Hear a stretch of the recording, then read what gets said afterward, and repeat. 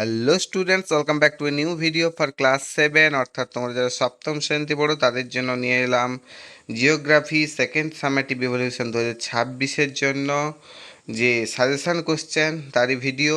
চলো প্রশ্নগুলো দেখে নিই। একের দাগে যেটা আছে সঠিক উত্তরটি নির্বাচন করে লিখতে বলছে, অর্থাৎ মাল্টিপল চয়েস কোশ্চেন। প্রথমেই দেখে নাও, পৃথিবীর ছাদ বলা হয় তিব্বত মালভূমিকে, লাদাখ মালভূমিকে, পামির মালভূমিকে, হিমালয় পর্বতকে। কোনটা ঠিক হবে? অপশান সি হবে রাইট অ্যান্সার। পড়েছো আগে পামির মালভূমিকে। দুয়ের দাগে যে প্রশ্নটি আছে দেখে নিই, হিমালয় পর্বতে বাধা পেয়ে ভারতের বৃষ্টিপাত ঘটায় কোনটা? খামসিন বায়ু, দক্ষিণ পশ্চিম মৌসুমি বায়ু, দক্ষিণ পূর্ব মৌসুমি বায়ু, পশ্চিমা বায়ু। অ্যান্সার হবে অপশান বিটা, দক্ষিণ পশ্চিম মৌসুমি বায়ু। পড়েছো, আগের ভিডিওগুলোও দেখেছো আশা করব। 3 নম্বরের যে কোশ্চেনটা আছে দেখে নাও, ইউরোপের রাইন একটি শাখা নদী, অন্তর্বাহিনী নদী, উপনদী না আন্তর্জাতিক নদী? একটা আন্তর্জাতিক নদী হবে। এবার 4-এর দাগে যে প্রশ্নটি আছে দেখে নিই চলো, পার্বত্য প্রবাহে নদীর প্রধান কাজ ক্ষয়, কারণ কি? ভূমির ঢাল কম, বন্ধুরতা বেশি থাকে, ভূমির ঢাল বেশি বন্ধুরতা বেশি থাকে, ভূমির ঢাল বেশি বন্ধুরতা কম থাকে, ভূমির ঢাল খুব কম থাকে। অপশান বি হবে রাইট অ্যান্সার, ভূমির ঢাল বেশি বন্ধুরতা বেশি থাকে বলে। এবারে চলো 5-এর দাগে যে প্রশ্নটি আছে, পাললিক শিলার সৃষ্টি হয় অপশান এ ম্যাগমা সঞ্চিত হয়ে, অপশান বি নদী খাতে পলি সঞ্চিত হয়ে, অপশান সি সমুদ্রের নিচে পলি স্তরীভূত হয়ে, অপশান ডি পৃথিবীর উপরের স্তরে ঠান্ডা হয়ে জমাট বেঁধে।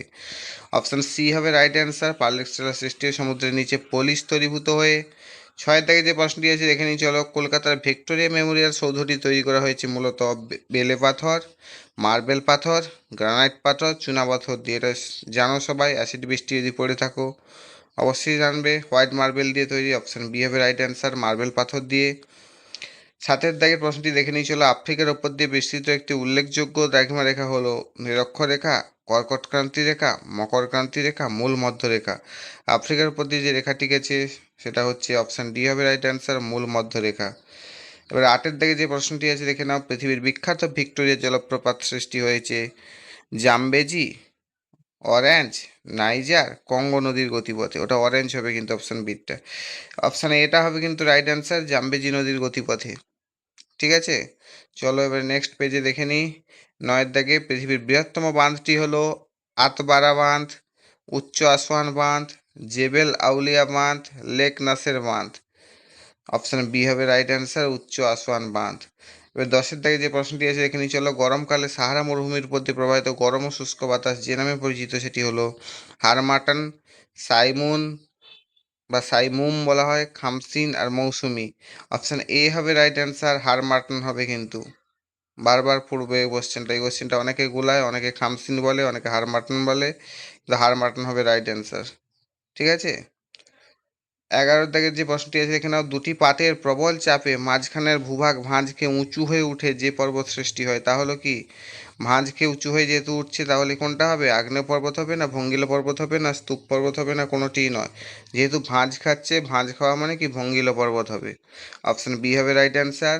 এবার চলো 12-এর দাগে যে প্রশ্নটি আছে দেখে নিই, গ্রস্ত উপত্যকা কোনটা হবে রাইট অ্যান্সার? একে এতে ভঙ্গিল, বিতে স্তূপ, সিতে আগ্নেয়, ডিতে ক্ষয়জাত পর্বতে দেখা যায়। গ্রস্ত উপত্যকা কোন পর্বতে দেখা যায়? গ্রস্ত উপত্যকা স্তূপ পর্বতে দেখা যায়। এবারে চলো নেক্সট 13-এর দাগের প্রশ্নটা, নদীর উচ্চ প্রবাহে আই আকৃতির উপত্যকা সৃষ্টির অন্যতম প্রধান কারণ হলো কি? অপশান এ হবে রাইট অ্যান্সার, ভূমির ঢাল কম থাকে। অপশান বি হবে রাইট অ্যান্সার, উপনদীর সংখ্যা বেশি থাকে। অপশান সি হবে রাইট অ্যান্সার, নদীর নিম্নক্ষয়ের ক্ষমতা বেশি হওয়া। অপশান ডি আছে দেখো, নদীর পার্শ্বক্ষয়ের ক্ষমতা বেশি হওয়া। কোনটা রাইট অ্যান্সার হবে? অপশান সিটা রাইট অ্যান্সার হবে, নদীর নিম্নক্ষয়ের ক্ষমতা বেশি হওয়া। 14-এর দাগে যে প্রশ্নটি আছে দেখে নিই চলো, দুটি নদীর মধ্যবর্তী স্থলভাগ হলো এতে নদী অববাহিকা, বিতে দোয়াব, সিতে মোহনা, ডিতে কোনোটিই নয়। দুটি নদীর মধ্যবর্তী স্থলভাগ হলো অপশান বি হবে রাইট অ্যান্সার, দোয়াব। দুটি নদীর মধ্যবর্তী স্থলভাগকে দোয়াব বলা হয়। এবার 15-এর দাগে যে প্রশ্নটি আছে দেখে নিই চলো, শিলা হলো একটি অপশান এতে মৌলিক পদার্থ, অপশান বিতে যৌগিক পদার্থ, অপশান সিতে গ্যাসীয় পদার্থ, অপশান ডিতে কোনোটিই নয়। শিলা হলো একটি অপশান বি হবে রাইট অ্যান্সার, যৌগিক পদার্থ। 16-র দাগে যে প্রশ্নটি আছে দেখে নিই চলো, আগ্নেয় শিলার একটি উদাহরণ হলো কি? অপশান এ হবে রাইট অ্যান্সার, বেলে পাথর, না অপশান বি হবে চুনা পাথর, না অপশান সি হবে ব্যাসল্ট, না অপশান ডি হবে মার্বেল। অ্যান্সার হবে ব্যাসল্ট। আগ্নেয় শিলার একটি উদাহরণ হলো ব্যাসল্ট। আর একটা যদি বলা হয় গ্রানাইট হবে, কিন্তু বেলে পাথর, চুনা পাথর, মার্বেল এগুলো কিন্তু হবে না। ঠিক আছে, এবার 17 থেকে যে প্রশ্নটি আছে দেখে নিয়ে চলো, সাহারার শুকনো নদী খাত। অপশান এতে আর্ক, অপশান বিতে হামাদা, অপশান সিতে ওয়াদি, অপশান ডিতে বাগারা নামে পরিচিত। রাইট অ্যান্সার হবে অপশান সি, ওয়াদি নামে পরিচিত। 18 তারিখটা দেখে নিয়ে চলো, আফ্রিকার সর্বোচ্চ পর্বত শৃঙ্গ হলো mount Toubkal, mount Kilimanjaro, mount Drakensberg, Emi Koussi. Option B হবে রাইট অ্যান্সার, মাউন্ট কিলিমাঞ্জারো হলো আফ্রিকার সর্বোচ্চ পর্বত শৃঙ্গ। এবার 19 থেকে যে প্রশ্নটি আছে দেখে নিয়ে চলো, ব্লু ও হোয়াইট নীলের সংযোগস্থলে অবস্থিত শহরটি হলো, অপশান এ হবে রাইট অ্যান্সার সুদান, নাকি অপশান বি কায়রো, নাকি মিশর, নাকি খার্তুম। অপশান ডি হবে রাইট অ্যান্সার, খার্তুম হচ্ছে ব্লু ও হোয়াইট নীলের সংযোগস্থলে অবস্থিত শহর। 20 থেকে যেটা আছে দেখে নিয়ে চলো, হিমালয় একটি, অপশান এ হবে ভঙ্গিলা পর্বত, না অপশান বি হবে স্তূপ পর্বত, না অপশান সি আগ্নেয় পর্বত, না অপশান ডি ক্ষয়জাত পর্বত। এটা সকলেই প্রায় জানো, হিমালয় একটি নবীন ভঙ্গিলা পর্বত, অতএব ভঙ্গিলা পর্বত হবে রাইট অ্যান্সার, অপশান এরটা। এবারে চলো 21 থেকে যে প্রশ্নটি আছে দেখে নিই, জীবাশ্ম দেখা যায়। অপশান এ হবে আগ্নেয় শিলায়, অপশান বি হবে রূপান্তরিত শিলায়, অপশান সি পাললিক শিলায়, না অপশান ডি ব্যাসল্ট শিলায়। কোন শিলায় জীবাশ্ম দেখা যায়? এটাও জানো, পাললিক শিলায় আমরা জীবাশ্ম দেখতে পাই, কারণ স্তরে স্তরে পলি সঞ্চিত হয়ে যেহেতু ওই শিলাটা তৈরি হয়, তাই সমুদ্র গর্ভে বা সমুদ্র উপকূলবর্তী এলাকায় কি হচ্ছে, মৃত প্রাণীর দেহাবশেষ, মৃত গাছ দেহাবশেষ ধীরে ধীরে চাপা পড়তে থাকে, এই জন্য হচ্ছে পাললিক শিলায় জীবাশ্ম দেখা যায়। অপশান 22-এরটা চলো দেখে নিই, একটি অন্তর্বাহিনী নদীর উদাহরণ হলো কি? সিন্ধু, রাইন, লুনি, ব্রহ্মপুত্র। একটি অন্তর্বাহিনী নদীর উদাহরণ জানো, option C right answer, Luni. এবার 23 থেকে যে প্রশ্নটি আছে দেখে নিই চলো, যে রূপান্তরিত শিলা বিভিন্ন সৌধ নির্মাণ কাজে লাগে তা হলো, অপশান এতে চুনাপাথর, অপশান বিতে ব্যাসল্ট, অপশান সিতে মার্বেল, অপশান ডিতে কাদা পাথর। যে রূপান্তরিত শিলা বিভিন্ন সৌধ নির্মাণে কাজে লাগে সেটা হচ্ছে মার্বেল পাথর। যেমন হচ্ছে ভিক্টোরিয়া আছে, তাজমহল আছে, এগুলা কি মার্বেল পাথরের তৈরি, অপশান সি হবে রাইট অ্যান্সার। 24 থেকে যে প্রশ্নটি আছে দেখে নিই চলো, নিম্ন গতিতে নদীর প্রধান কাজ হলো কি? ক্ষয়কার্য, ক্ষয়করণ, বহন কার্য, সঞ্চয় কার্য। নিম্ন গতির নদী সবসময় তার গতি বা শক্তি কম থাকে, এই জন্য সেখানে কি করে? সঞ্চয় কার্য করে। এই নদীর নিম্ন গতিতে বদ্বীপ সৃষ্টি হয়। ঠিক আছে, তাহলে নিম্ন গতির নদীর প্রধান কাজ অপশান ডি হবে রাইট অ্যান্সার, সঞ্চয় কার্য। 25 দাগে যে প্রশ্নটি আছে দেখে নিয়ে চলো, মরুভূমিতে দল বেঁধে যখন উট চলে তখন তাকে বলা হয় ক্যারাভান, মরুযান, তুয়ারেগ, রেগ। অপশান এ হবে রাইট অ্যান্সার, ক্যারাভ্যান বা ক্যারাভানও বলা হয়। যেখানে যা অপশান থাকবে সেরকম উত্তর দিয়ে আসবে। 26-এরটা চলো, ভূমধ্যসাগর আফ্রিকা মহাদেশের, অপশান এ পূর্বে, পশ্চিমে, উত্তর, দক্ষিণ দিকে অবস্থিত। ভূমধ্যসাগরের কোন দিকে আফ্রিকা মহাদেশ অবস্থিত? সরি, আফ্রিকা মহাদেশের কোন দিকে ভূমধ্যসাগর অবস্থিত? অপশান সি হবে রাইট অ্যান্সার, উত্তর দিকে অবস্থিত। এবার 27-এরটা চলো দেখে নিই, মাটিতে বাতাস থাকে 15%, 20%, 25%, 30%। মাটিতে বাতাস থাকে, অপশান সি হবে রাইট অ্যান্সার, 25%। মনে রাখবে বারবার করে। এবারে 28 থেকে কোশ্চেনটি দেখে নিয়ে চলো, ড্রাকেন্সবার্গ পর্বত থেকে উৎপন্ন নদীটির নাম হলো জামবেজি, নাইজার, অরেঞ্জ, কঙ্গো। ড্রাকেন্সবার্গ পর্বত থেকে যে নদীটি উৎপন্ন হয়েছে সেটার নাম হচ্ছে, অপশান সি হবে রাইট অ্যান্সার, অরেঞ্জ রিভার। এবার চলো 29 দাগের প্রশ্নটা দেখে নিই, ভারতের নীলগিরি একটি হলো স্তূপ পর্বত, ভঙ্গিলা পর্বত, সঞ্চয়জাত পর্বত। কোনটা রাইট অ্যান্সার? অপশান বি হবে রাইট অ্যান্সার, স্তূপ পর্বত। এবার 30-এরটা চলো, ছোটনাগপুর মালভূমি পর্বত বেষ্টিত, লাভা গঠিত, ব্যবচ্ছিন্ন মালভূমির উদাহরণ। কোনটা হবে? ছোটনাগপুর একটি ব্যবচ্ছিন্ন মালভূমির উদাহরণ, অপশান সি হবে রাইট অ্যান্সার। এবার 31 থেকে প্রশ্নটা দেখে নিই চলো, স্তূপ পর্বতের মস্তক ভাগ, অপশান এ শঙ্কু আকৃতি, অপশান বি চ্যাপ্টা, অপশান সি গোলাকার হয়ে থাকে। অপশান বি হবে রাইট অ্যান্সার, স্তূপ পর্বতের উপরটা কেমন? চ্যাপ্টা, টেবিলের মতো খানিকটা, অনেকটা মালভূমির মতো ভূমিরূপ থাকে। তাহলে অপশান বি হবে রাইট অ্যান্সার, চ্যাপ্টা হবে। এখানে সাইডটা একটু কেটে গেছে, হয়তো দেখে নেবে, মুখে বলে দিচ্ছি, একটু মিলিয়ে নেবে। এবার 32 থেকে যে প্রশ্নটি চলো, নদী মুখ চওড়া হলে তাকে বলা হয়, অপশান এ মোহনা, অপশান বি খাঁড়ি, অপশান সি সোয়াম্প। নদীমুখ চওড়া হলে তাকে কি বলা হয়? অপশান বি হবে রাইট অ্যান্সার, খাঁড়ি বলা হয়। 33 দাগের প্রশ্নটি চলো দেখে নিই, গঙ্গার একটি উপনদী, অপশান এ আছে যমুনা, অপশান বিতে পদ্মা, অপশান সিতে ভাগীরথী। গঙ্গার একটি উপনদী হলো, অপশান এ হবে রাইট অ্যান্সার, যমুনা। এবারে 34 দাগের প্রশ্নটি দেখে নিই চলো, মোহনার কাছে নদীর প্রধান কাজ, অপশান এ বহন, অপশান বি অবক্ষেপণ, অপশান সি ক্ষয় সাধন। হবে অপশান বি হবে রাইট অ্যান্সার, নদীর মোহনার কাছে নদীর প্রধান কাজ অবক্ষেপণ, অর্থাৎ যে সমস্ত পদার্থ বয়ে নিয়ে আছে নদী, সেগুলোকে সেখানে নিক্ষিপ্ত করে বা জমা করে বা ফেলে দেয়। এবারে 35-এর দাগের প্রশ্নটি দেখে নিই চলো। মাটি সৃষ্টিতে পরোক্ষ প্রভাব ফেলে। অপশান এ জলবায়ু, অপশান বি ভূপ্রকৃতি, অপশান সি উদ্ভিদ। রাইট অ্যান্সার হবে অপশান সি উদ্ভিদ। 36-এর দাগেরটি চলো দেখে নিই। উষ্ণ ও আর্দ্র জলবায়ুতে মাটির সৃষ্টির হার এ দ্রুত, বি মাঝারি, সি ধীর। কোনটা হবে রাইট অ্যান্সার? এরটা হবে রাইট অ্যান্সার, দ্রুত। 37-এর দাগের প্রশ্নটি দেখে নিই চলো। আফ্রিকার নদীগুলি এ মৃদুস্রোতা, বি খরস্রোতা, সি স্রোতহীন। আফ্রিকার নদীগুলি অপশন বি হবে রাইট অ্যান্সার, খরস্রোতা। 38-এর দাগের প্রশ্নটি দেখে নিই চলো। আফ্রিকার ক্রান্তীয় তৃণভূমি হলো option A savanna, option B pampas, option C llanos. আফ্রিকার ক্রান্তীয় তৃণভূমি হলো অপশন এ হবে রাইট অ্যান্সার, সাভানা। এবার 2-এর দাগের যে প্রশ্নগুলো আছে দেখে নিই চলো। ফিল ইন দ্য ব্ল্যাঙ্কস অর্থাৎ শূন্যস্থান পূরণ করতে বলেছে। 1 নম্বরে দেখো, ড্যাশ মালভূমি পৃথিবীর সর্বোচ্চ মালভূমি, আগেই পড়েছো বা জানো, পামির, যা তিব্বতে অবস্থিত বা তিব্বতের কাছাকাছি, বা তিব্বত মালভূমিকে বলা হয়। পামির মালভূমি মেনলি লিখবে পামির। পামির মালভূমি পৃথিবীর সর্বোচ্চ মালভূমি। এবার 2-এর দাগের প্রশ্নটি দেখে নিই চলো। নদী যেখানে সৃষ্টি হয় সেই জায়গাকে নদীর ড্যাশ বলা হয়। নদী যেখানে সৃষ্টি হয় সেই জায়গাকে নদীর কি বলা হয়? উৎস বলা হয়। শূন্যস্থানে উৎস লিখবে। 3-এর দাগে দেখো, ড্যাশ শিলা নরম, সহজে ভেঙে যায়। পাললিক শিলা নরম ও সহজে ভেঙে যায়। শূন্যস্থানে পাললিক লিখবে। 4-এর দাগে দেখে নিই চলো। অ্যাটলাস পর্বতমালার সবচেয়ে উঁচু শৃঙ্গ হলো। অ্যাটলাস পর্বতমালার সবচেয়ে উঁচু শৃঙ্গ কি? মাউন্ট তুবকাল। শূন্যস্থানে লিখবে মাউন্ট তুবকাল, বা শুধু তুবকালও লিখতে পারো, ঠিক আছে, বা তৌবকালও বলে অনেকে। ইংলিশ স্পেলিংটার সঙ্গে এরকম উচ্চারণ হয়, তৌবকাল বা তুবকাল। 5-এর দাগে চলো দেখে নিই। পৃথিবীর বৃহত্তম মরুভূমি অঞ্চল হলো ড্যাশ। পৃথিবীর বৃহত্তম মরুভূমি অঞ্চল হচ্ছে সাহারা, উষ্ণ মরুভূমির ক্ষেত্রে কিন্তু। পৃথিবীর বৃহত্তম মরুভূমি হলো সাহারা, উষ্ণ মরুভূমির ক্ষেত্রে। 6-এর দাগের যে প্রশ্নটি আছে দেখে নিই চলো। ভারতের সাতপুরা ড্যাশ শ্রেণী পর্বত। ভারতের সাতপুরা হচ্ছে এক প্রকার স্তূপ পর্বত বা ব্লক মাউন্টেন। শূন্যস্থান লিখবে স্তূপ শ্রেণীর পর্বত। 7-এর দাগে যেটা আছে দেখে নিই চলো। একটি পর্বত বেষ্টিত মালভূমির উদাহরণ হলো ড্যাশ। একটি পর্বত বেষ্টিত মালভূমির উদাহরণ কি? চলো অ্যান্সারটা দেখে নিই। তিব্বত মালভূমি বা টিবেটিয়ান প্লেটো একটি পর্বত বেষ্টিত মালভূমি।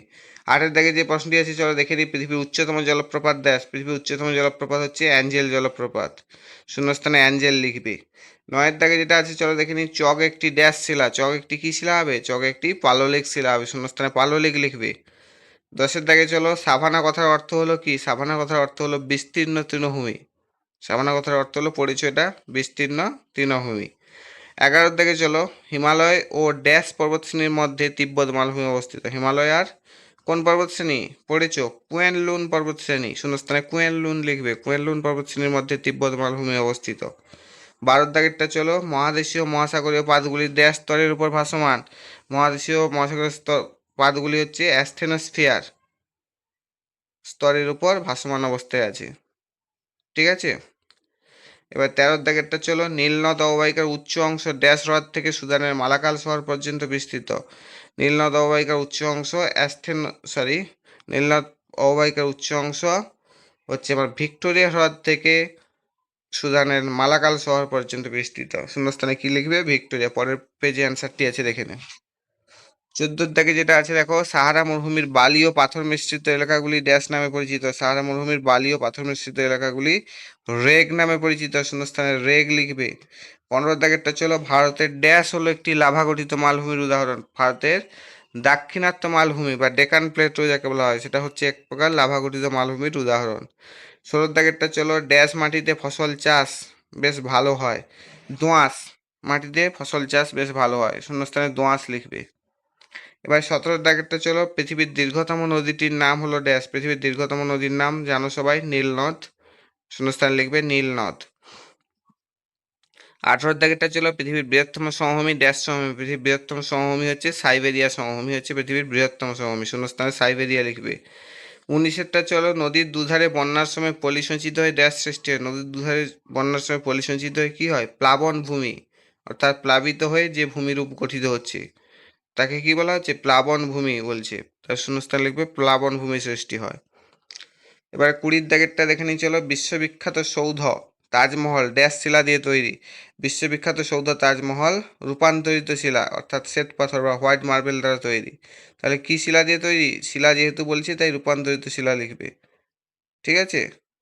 আর যদি কোন পাথর দ্বারা তৈরি হতো লিখতো, তাহলে লিখতে মার্বেল পাথর বা শ্বেত পাথর। যেহেতু শিলা বলেছে তাই রূপান্তরিত লিখবে শূন্যস্থানে। এবার 21-এরটা চলো, ড্যাশ মাটিতে বালি আর কাদা সমান সমান থাকে। দোআঁশ মাটিতে জানি বালি আর কাদা সমান সমান থাকে।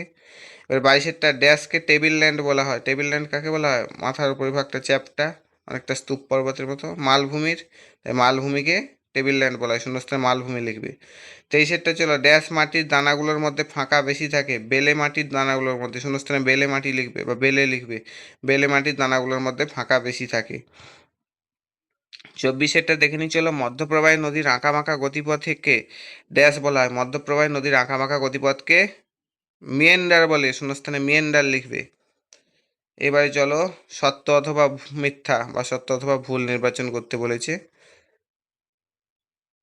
1 নম্বরে দেখো, জাপানের ফুজিয়ামা একটি আগ্নেয় পর্বতের উদাহরণ। এটা কিন্তু সত্য, কারণ ব্যাখ্যা একটা দেওয়া আছে, দেখবে জাপানের মাউন্ট ফুজি একটি অত্যন্ত বিখ্যাত সক্রিয় আগ্নেয়গিরি। এটি প্রধানত লাভা এবং আগ্নেয় ভস্ম সঞ্চিত হয়ে গঠিত হয়েছে।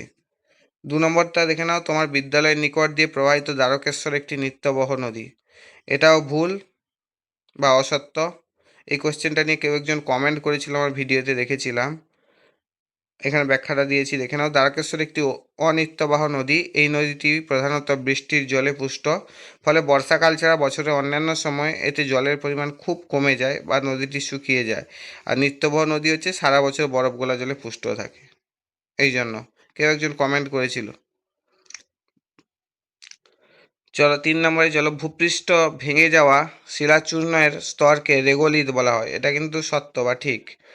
কারণ কি, আবহাওয়া বিকারের ফলে ভূত্বকের উপরে কঠিন শিলা ভেঙে চূর্ণ বিচ্ছিন্ন হয়ে শিথিল ও নরম শিলাখণ্ডের স্তর তৈরি করে, তাকে রেগোলিথ বলা হয়। এই রেগোলিথ থেকেই পরবর্তীকালে মাটির সৃষ্টি হয়।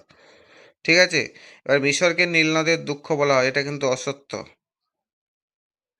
মিশরকে নীলনদের দান বলা হয়, গিফট অফ দ্য নীল।